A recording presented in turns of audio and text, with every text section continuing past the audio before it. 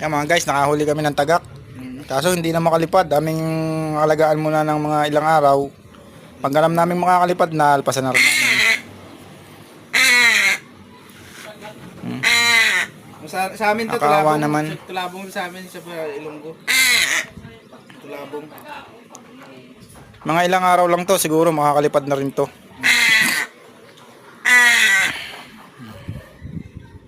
Baka mamaya makain ng mga aso o kaya pusa kaya hinuli namin. Hindi kasi siya makalipad. Walang mo muna. Doon sa may puno ng aso o yung ano. Saan? Nakang.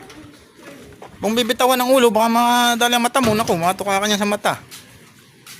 Amuni ang ginagawa namin dito. Yung sa probinsya, ito yung ginahuli namin. Tulabong to eh. Ito yung kumakain ng kuto ng kalabaw. Ito yun. Yan ba yun?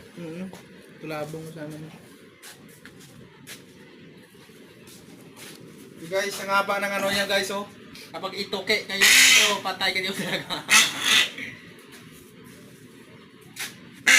Walang kulungan ano. Pag binitawan mo kasi, kakainin lang yan ng aso. Bak. Nalagaan ka. Saan ba dito lagayan? Ano kayang ano na yan? Ba't hindi kaya makalipad? Ano? Iagis mo kaya, tingnan mo kung makakalipad. Parang ano? Agis bagang. Malay mo makalipad.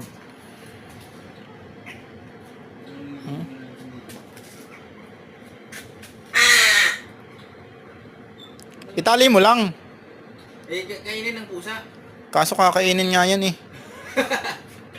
Kawawa naman. Pag iniagis mo naman at hindi din lumipad, yari din. Kainin to sang ano, barako.